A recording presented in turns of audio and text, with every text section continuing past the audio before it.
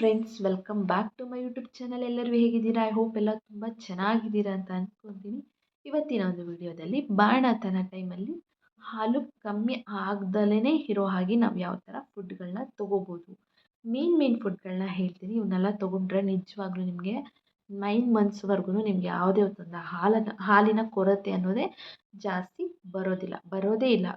ಜಾಸ್ತಿ ಎಲ್ಲ ಬರೋದೇ ಇಲ್ಲ. ನಿಮಗೆ ಹಾಲು ಅತಿ ಹೆಚ್ಚಾಗಿ ಮಗುಗೆ ಎಷ್ಟು ಸಾಕಾಗುತ್ತೋ ಇನ್ನೂ ಜಾಸ್ತಿನೇ ಹಾಲು ಬರೋವಂಥ ಒಂದು ಚಾನ್ಸಸ್ ಜಾಸ್ತಿ ಇರುತ್ತೆ. ನಾನು ನನ್ನ ಬಾಣತನದಲ್ಲಿ ಯಾವೆಲ್ಲ ಒಂದು ಫುಡ್ಗಳನ್ನೆಲ್ಲ ಡೈಲಿ ರೂಟೀನಲ್ಲಿ ತೊಗೊತಾ ಇದ್ದೆ. ನಾನು ದಿನನಿತ್ಯ ಏನು ನಾವು ತೊಗೊಳ್ಳೋವಂಥ ಒಂದು ವೆಜಿಟೇಬಲ್ಸ್ ಆಗಿರ್ಬೋದು, ಸೊಪ್ಪಾಗಿರ್ಬೋದು, ಇನ್ನೂ ಏನೋ ಒಂದು ಫುಡ್ ಆಗಿರ್ಬೋದು, ಅವೆಲ್ಲ ನಮಗೂ ಯಾವುದೇ ಥರದ ಕೆಟ್ಟ ಪರಿಣಾಮ ಬೀಳಬಾರ್ದು.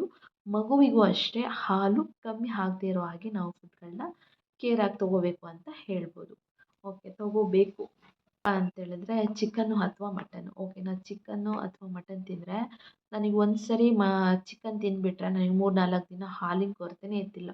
ಅಷ್ಟು ಹಾಲು ಬರ್ತಾಯಿತ್ತು, ಅಷ್ಟು ಹಾಲು ಆಗ್ತಾಯಿತ್ತು. ಹಾಗಾಗಿ ನೀವು ಬಾಣತನದಲ್ಲಿ ಚಿಕನ್ನು ಅಥವಾ ಮಟನ್ ತಿಂದಿರೋದು ಕಮ್ಮಿ. ಯಾಕಂದರೆ ಸಿಕ್ಕಾಪಟ್ಟೆ ತಂಪು ಮಟನ್ನು. ಈ ಕುರಿ ಮಾಂಸ ತಂಪು ಅಂತಾರೆ, ಬಟ್ ಈ ಮೇಕೆ ಮಾಂಸನೂ ಹೀಟು ಅಂತಾರೆ, ಚಿಕನ್ನು ಹೀಟು.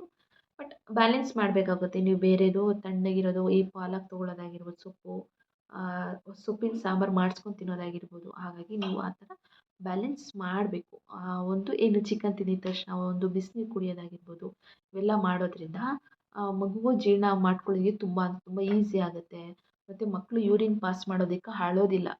ಏನು ಸಿಕ್ಕಾಪಟ್ಟೆ ಎಕ್ಸೆಸ್ ಆಫ್ ಹೀಟ್ ಆಗಿಬಿಟ್ರೆ ಮಕ್ಕಳು ಯೂರಿನ್ ಪಾಸ್ ಮಾಡೋದಕ್ಕೆ ಅಳ್ತಿರ್ತಾರೆ. ಅದೆಲ್ಲ ಪ್ರಾಬ್ಲಮ್ ಆಗೋದೇ ಇಲ್ಲ. ನೀವು ಚಿಕನ್ ಅಥವಾ ಮಟನ್ ತಿನ್ನೋದ್ರಿಂದ ಇವೆಲ್ಲ ಪ್ರಾಬ್ಲಮ್ ಆಗೋದಿಲ್ಲ. ಇನ್ನು ನೆಕ್ಸ್ಟ್ ಒಂದು ಎಲ್ಲರಿಗೂ ಗೊತ್ತಿರೋ ಹಾಗೆ ಬೆಳ್ಳುಳ್ಳಿ ಎಷ್ಟು ತೊಗೊತೀರೋ ಅಷ್ಟು ಚೆನ್ನಾಗಿ ಹಾಲಾಗುತ್ತೆ ಅಂತ ಹೇಳ್ತಾರೆ. ಬೆಳ್ಳುಳ್ಳಿ ತೊಗೋಬೋದು ನೀವು ಆರಾಮಾಗಿ. ಏನು ಡೈಲಿ ಏನು ಆ ಒಂದು ಟೈಮಲ್ಲಿ ರಸಮ್ಗಳನ್ನ ಜಾಸ್ತಿ ಮಾಡಿಕೊಡ್ತಾರೆ. ರಸಮ್ಗೆ ಆಲ್ಮೋಸ್ಟ್ ಮೆಣಸು ಮತ್ತು ಬೆಳ್ಳುಳ್ಳಿ ಜಾಸ್ತಿ ಹಾಕ್ತಾರೆ. ಒಣಮೆಣ್ಸಿನ್ಕಾಯಿ ಇದನ್ನೂ ಅಷ್ಟೇ, ಹಸಿಮೆಣ್ಸಿನ್ಕಾಯಿ ತೊಗೊಂಡ್ರೆ ಗ್ಯಾಸ್ಟ್ರಿಕ್ ಅಂತ ಹೇಳಿ ಒಣಮೆಣ್ಸಿನ್ಕಾಯಿನ ಹಾಕ್ತಾರೆ. ಇವೆಲ್ಲ ತೊಗೊಳ್ಳೋದ್ರಿಂದ ಆರಾಮಾಗಿ ಹಾಲಾಗುತ್ತೆ. ಈ ಮೆಣಸು ಅಥವಾ ಬೆಳ್ಳುಳ್ಳಿ ಎರಡನ್ನೂ ಅಷ್ಟೇ ಜಾಸ್ತಿ ತೊಗೋಬೇಕು ಒಂದು ಟೈಮಲ್ಲಿ. ಆವಾಗ ಆರಾಮಾಗಿ ಹಾಲಾಗುತ್ತೆ ಅಂತಲೇ ಹೇಳ್ಬೋದು. ಇನ್ನು ನೆಕ್ಸ್ಟ್ ಅಂತ ಬಂದರೆ ನಾವು ಹಾಸ್ಪಿಟಲಲ್ಲಿಂದನೇ ಸ್ಟಾರ್ಟ್ ಆಗುತ್ತೆ ರವೆ. ಇನ್ನು ರವೆ ಗಂಜಿ ಕೊಡಿ 2 ದಿನ ಅಂತ ಹೇಳ್ತಾರೆ. ಹಾಗಾಗಿ ರವೆ ಗಂಜಿ ನೀವು ರೆಗ್ಯುಲರಾಗಿ ಉಪ್ಪಿಟ್ಟು ಮಾಡಿಸ್ಕೊಂಡು ತೆಳ್ಳಗೆ ಉಪ್ಪಿಟ್ಟು ಮಾಡಿಸ್ಕೊಂಡು ತಿನ್ನೋದಾಗಿರ್ಬೋದು, ನೀವು ರವೆನ ಅಥವಾ ಒಂದು ಸ್ವಲ್ಪ ಬೆಲ್ಲ ಹಾಕ್ಕೊಂಡು ಈ ಥರ ಪಾಯಸದ ಥರ ತಿನ್ನೋದಾಗಿರ್ಬೋದು. ಇದನ್ನೆಲ್ಲ ಮಾಡೋದ್ರಿಂದ ಮಗುವಿಗೆ ಹಾಲು ಜಾಸ್ತಿ ಬರುತ್ತೆ ಅಂತಲೇ ಹೇಳ್ಬೋದು. ಜೀರ್ಣಕ್ರಿಯೆನೂ ಸಹ ತುಂಬ ಸುಲಭವಾಗಿ ಚೆನ್ನಾಗಿರುತ್ತೆ ಮಗುಗೆ. ಇದೆಲ್ಲ ಕೊಟ್ಟು ಹಾಲು ಜಾಸ್ತಿ ಬರೋದಲ್ಲದೆ ಜೀರ್ಣಕ್ರಿಯೆನೂ ಸಹ ತುಂಬ ಚೆನ್ನಾಗಿರುತ್ತೆ ಅಂತಲೇ ಹೇಳ್ಬೋದು.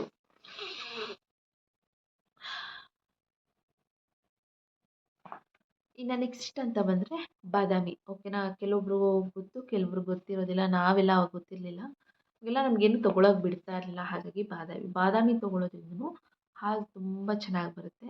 ನೈಟ್ ನೆನೆಹಾಕ್ಬಿಟ್ಟು ಬೆಳಗ್ಗೆ ಎದ್ದು ಇನ್ನೇನು ಹಾಲು ಕುಡಿತೀರಾ ಇನ್ನೇನು ನೀವು ಬೆಳಗ್ಗೆ ಎದ್ದು ಅಂತ ಅನ್ನೋ ಒಂದು ಟೈಮಲ್ಲಿ ಅದನ್ನು ಒಂದು ಮಿಕ್ಸಿ ಜಾರ್ಗೆ ಹಾಕಿ ಒಂದು 4 ಸಾಕು, ಒಂದು 3ರಿಂದ ಒಂದು 4 ಸಾಕು, ನೆನೆಸ್ಬಿಟ್ಟು ಅದು ಸಿಪ್ಪೆ ತೆಗೆದು ನೀಟಾಗಿ ಗ್ರೈಂಡ್ ಮಾಡಿ ತಿನ್ನೋದ್ರಿಂದ ಹಾಲು ಮಕ್ಕಳಿಗೆ ತುಂಬ ಚೆನ್ನಾಗಿ ಹಾಲಾಗುತ್ತೆ. ಹಾಗಾಗಿ ಇದನ್ನು ನೀವು ಟ್ರೈ ಮಾಡ್ಬೋದು. ಹಾಲಿನ ಕೊರತೆ ಇನ್ನೂ ನಿಮಗಿದೆ ಅಂತಂದರೆ ಈಗ ಇನ್ನೂ ಟ್ರೈ ಮಾಡಬಹುದು. ಇನ್ನು ನೆಕ್ಸ್ಟ್ ಬಂತಂದರೆ ಮೆಂತ್ಯ ನೀರು. ಓಕೆನಾ, ನೀವು ಹಾಸ್ಪಿಟಲಲ್ಲೇ ನಿಮ್ಗೆ ಹಾಲಿಲ್ಲ ಅಂತಂದರೆ ನಾವು ಲೈವಾಗಿ ನೋಡಿರೋ ಪ್ರಕಾರನೇ ಹಾಸ್ಪಿಟಲಲ್ಲೇ ಮೆಂತ್ಯ ಒಂದು ನೈಟು ನೆನೆಹಾಕ್ಬಿಟ್ಟು ಮೆಂತ್ಯ ನೀರು ಕೊಟ್ಬಿಡ್ತಾರೆ. ಯಾಕಂದರೆ ಹಾಲು ಚೆನ್ನಾಗಿ ಬರುತ್ತೆ ಅಂತೇಳಿ. ಇದನ್ನು ಸಹ ನೀವು ಟ್ರೈ ಮಾಡ್ಬೋದು. ಅಥವಾ ನಿಮ್ಗೆ ಹೀಟ್ ಜಾಸ್ತಿ ಆಗಿದೆ ಅಂದ್ರೂ ಸಹ ಇದನ್ನ ನೀವು ಬಾಣತನದಲ್ಲಿ ಟ್ರೈ ಮಾಡಬಹುದು. ಸಬ್ಬಕ್ಕಿಗೆ ಸೊಪ್ಪು ಅಂತಾರೆ, 2 ಥರ ಹೆಸರಿದೆ. ನಿಮ್ಮ ಕಡೆ ಯಾವ್ದು ಕರೀತಾರೆ ನೋಡಿಬಿಟ್ಟು ಈ ಸೊಪ್ಪನ್ನ ಈಗ ಉಪ್ಪಿಟ್ಟು ಮಾಡಿಸ್ಕೊಂಡ್ರೆ ಅದ್ರಲ್ಲಿ ಜಾಸ್ತಿ ಆಗಿರ್ಬೋದು, ಪಲ್ಯ ಆಗಿರ್ಬೋದು, ಎಲ್ಲ ತಿನ್ನೋದ್ರಿಂದ ಸಿಕ್ಕಾಪಟ್ಟೆ ಚೆನ್ನಾಗಿ ಹಾಲು ಬರುತ್ತೆ. ಇನ್ನು ಫ್ರೂಟ್ ಅಂತ ಬಂದರೆ ನಮಗೆಲ್ಲ ಫ್ರೂಟ್ಗಳೆಲ್ಲ ಏನೂ ಗೊತ್ತಿಲ್ಲ. ಫ್ರೂಟಲ್ಲಿ ಈ ಸೇಬು ತಿಂದರೂ ಅಷ್ಟೇ ಜಾಸ್ತಿ ಚೆನ್ನಾಗಿ ಹಾಲು ಬರುತ್ತೆ. ಇವೆಲ್ಲ ತಿಂದ್ಕೊಂಡು ನೀವು ಇಂಪ್ರೂವ್ಮೆಂಟ್ ಮಾಡ್ಕೋಬೇಕು. ಓಕೆನಾ, ಈ ಒಂದು ಇದಕ್ಕೆ ನಾವು ಫಾರ್ಮುಲಾ ಮಿಲ್ಕ್ ಆಗಿರ್ಬೋದು ಅಥವಾ ನಮ್ಗೆ ಹಾಲು ಬರ್ತಿಲ್ಲ ಅಂತೇಳಿ ಟಾಬ್ಲೆಟ್ಸ್ ತೊಗೊಳೋದು, ಇವೆಲ್ಲ ಮಾಡೋದಕ್ಕಿಂತ ನಾವು ಫುಡ್ಡಲ್ಲೇ ಆರಾಮಾಗಿ ಹಾಲು ಬರೋ ಥರ ಯಾವ ಥರ ನಾವು ಮಾಡ್ಕೋಬೋದು, ಯಾವ ಥರ ನಾವು ಫುಡ್ ತೊಗೋಬೋದು ಅಂತೇಳಿ ನೀವು ಆರಾಮಾಗಿ ನೋಡ್ಬೋದು. ಓಕೆನಾ, ವಿಡಿಯೋ ಯೂಸ್ಫುಲ್ ಆಗಿದೆ ಅಂತ ಅಂದ್ಕೊತೀನಿ. ವಿಡಿಯೋ ಇಷ್ಟ ಆದರೆ ಗೊತ್ತಲ್ಲ, ಒಂದು ಸಬ್ಸ್ಕ್ರೈಬ್ ಮಾಡ್ಕೊಳ್ಳೋದನ್ನ ಮರಿಬೇಡಿ. ಸ್ಕಿಪ್ ಮಾಡದೆ ಕೊನೆವರೆಗೂ ನೀವು ವಿಡಿಯೋ ನೋಡಿದ್ದಕ್ಕೆ ಥ್ಯಾಂಕ್ ಯು.